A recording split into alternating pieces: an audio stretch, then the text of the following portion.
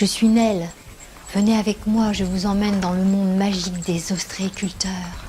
Vous savez, ces hommes et ces femmes qui ne font qu'aller et venir au gré de la marée. Attendez, attendez, il vous faut de la poudre magique pour partir avec moi dans ce voyage intemporel.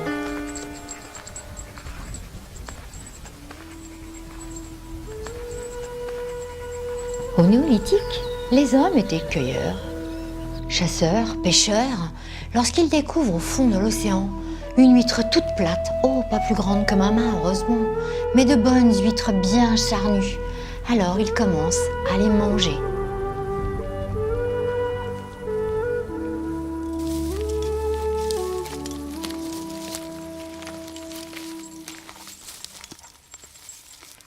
Les Grecs, eux, en mangeaient aussi beaucoup. D'ailleurs, ils conservaient les coquilles d'huîtres vides. Ils s'en servaient comme bulletin de vote. En effet, un jour, Aristide le Juste, se promenant dans la ville d'Athènes, rencontre un paysan. Cet homme lui dit « Monsieur, pouvez-vous écrire le nom d'Aristide le Juste dans ma coquille ?»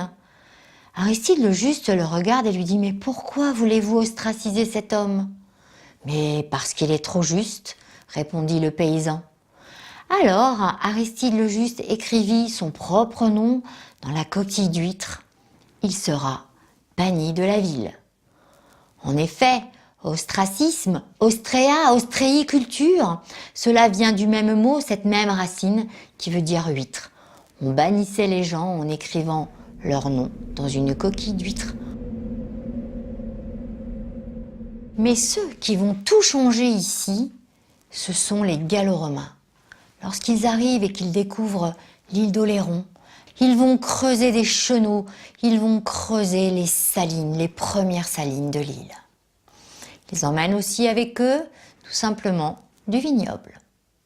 Et petit à petit, ils vont découvrir cette huître aussi, toujours la même, la plate. Ils vont en manger en quantité astronomique, 150 par personne et par repas.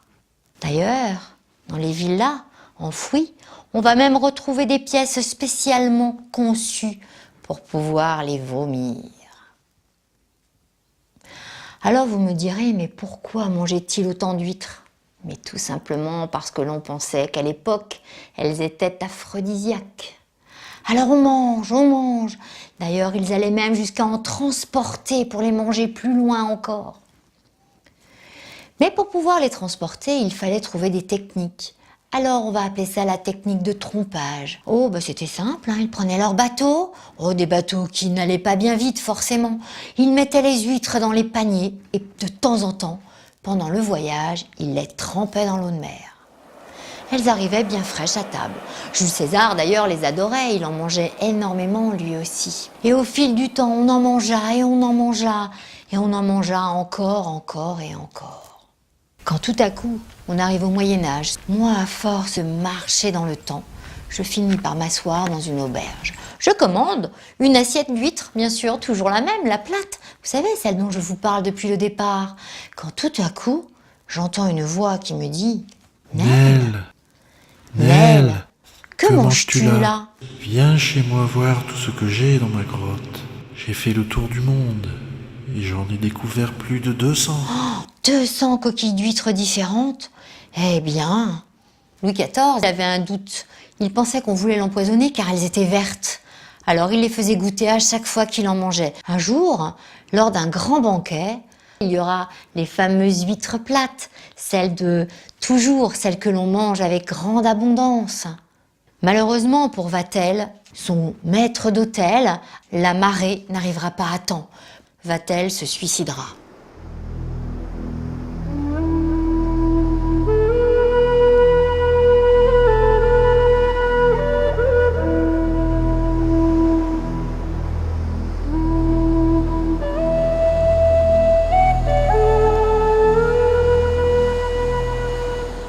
À force de manger les huîtres plates, elles vont disparaître complètement du bassin. Alors on va faire appel au capitaine Patoiseau.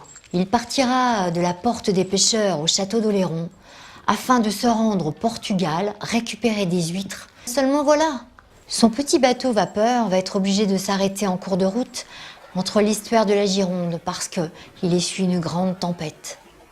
Cela va durer plusieurs jours. Il est obligé de jeter tout par-dessus bord car il n'a pas de panier. Il ne peut pas tromper les huîtres.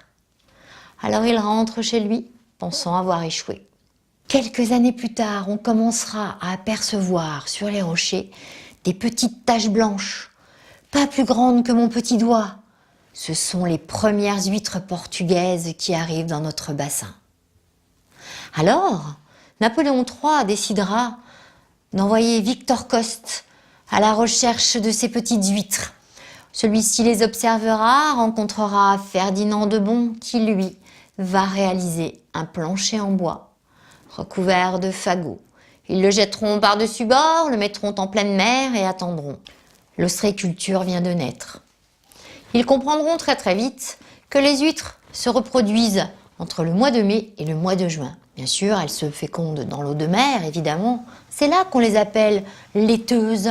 Arrivées entre le mois de juillet et le mois d'août, elles vont larguer, cracher, déraber toute cette larve qu'elles ont à l'intérieur. Petit à petit, elles vont s'alourdir, vont avoir besoin d'un support et les appelons aujourd'hui des collecteurs. En effet, pour se poser, pour pouvoir se transformer, faire une coquille tout autour, avec à l'intérieur une chair bien ferme, bien grosse, les huîtres portugaises vont commencer à se développer dans le bassin Marennes-Oléron. Alors, Victor Coste, en ayant référé à Napoléon III, celui-ci décidera d'écrire le décret suivant. Interdiction formelle de manger des huîtres les mois qui ne seront pas en R. Alors, quand on comprend ici, à Oléron, que les huîtres portugaises commencent à bien se reproduire, on n'hésite pas. On part avec nos petites barques en bois pour aller mettre en mer les vieux sommiers, les vieilles charrues, les vieux vélos.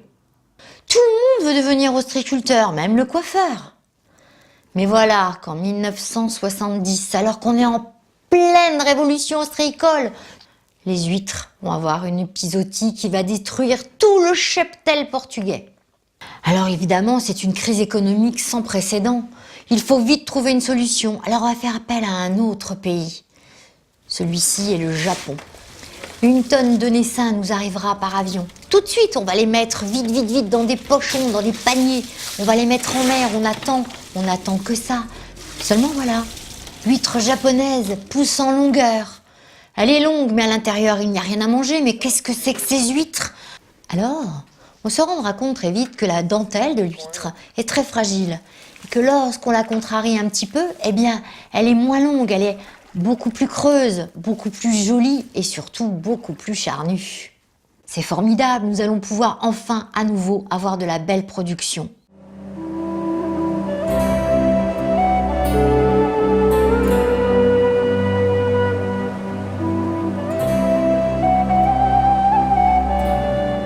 Les ostréiculteurs vont partir 2h30, 3h avant la marée basse. Avec leur chaland, leur bateau à fond plat, ils vont aller très très vite pour rejoindre leur parc en mer. De là, ils vont attendre que la marée descende et ils vont commencer à travailler, à récupérer les pochons, les collecteurs, à les retourner, les manipuler pour les ramener soit à la cabane, pour le détrocage ou alors les vendre pour les emmener au marché. Aujourd'hui encore, nous les appelons les jardiniers de la mer.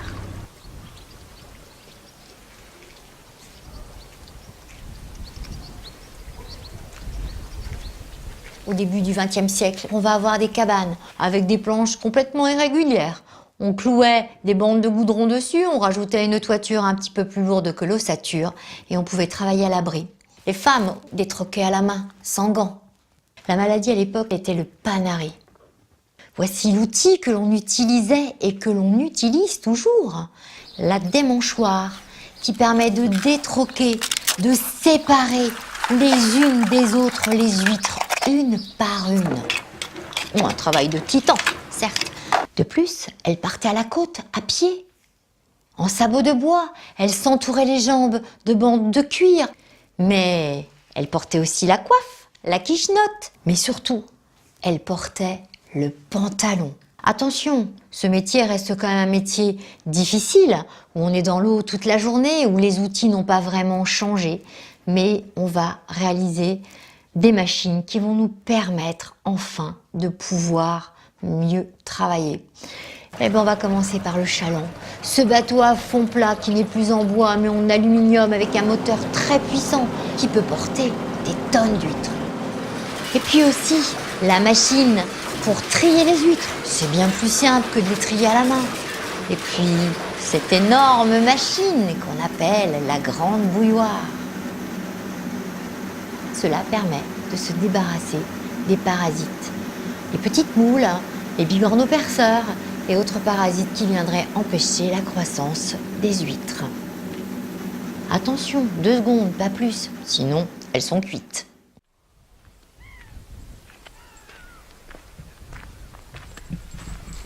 À la marée, l'océan va reculer encore et encore. Eh bien, nos huîtres, elles sont en plein soleil. Quand l'huître n'a pas d'eau sur elle, elle est fermée. Elle attend que la marée remonte. Et ça, les Gallo-Romains l'avaient bien saisi. Ils les enlèveront de l'eau et vont les tromper dans leur horloge biologique. Plongeaient les paniers d'huîtres dans l'eau de mer pendant les transports. Ils imitaient le va-et-vient de l'océan. Toujours et encore. C'est comme ça qu'aujourd'hui, on trompe les huîtres.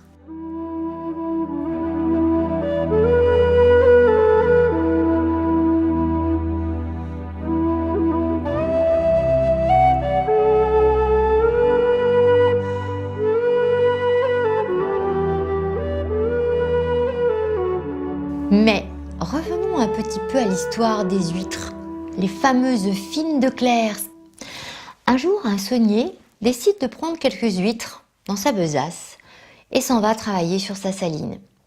Il dispose les huîtres à l'intérieur d'une d'éclair et il les oublie. « Oh, mais quelle huître énorme! Mais quel âge as-tu? 8 ans? Tu as été oublié dans une claire, c'est évident. Oh là là, voyez ce qui arrive lorsque l'on ne les mange pas. Elles grandissent, elles grossissent, elles deviennent même plus grandes que moi. » Quelque temps plus tard, il se rappelle les avoir laissées à l'intérieur de ce bassin, décide d'en ouvrir une et à sa grande surprise, elle est toujours en vie, mais elle a changé de couleur. Mais me direz-vous, pourquoi deviennent-elles vertes? Oh, bah c'est pas compliqué. À l'intérieur de ces bassins vit une plante microscopique que l'on appelle la navicule bleue. Cette plante, eh bien, pour l'huître, c'est du chocolat. Elle adore ça. Les branchies de l'huître sont jaunes, la navicule est bleue, le bleu et le jaune, cela fait du vert. En peinture, on appelle ça un pigment. Eh bien, dans le monde des ostréiculteurs, on appelle ça la marénine.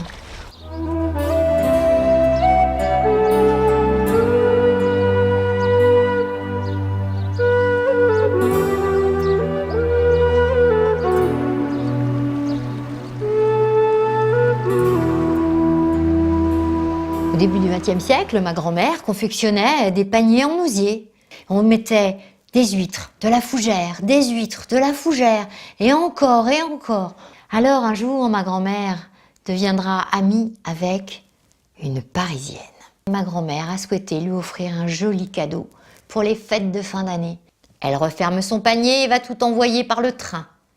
Quelque temps plus tard, elle va recevoir une carte postale qui disait ceci. « Cher ami, merci pour le colis. La salade était très bonne, mais il y avait beaucoup trop de cailloux. » Eh bien, cette femme ne savait même pas ce que c'était.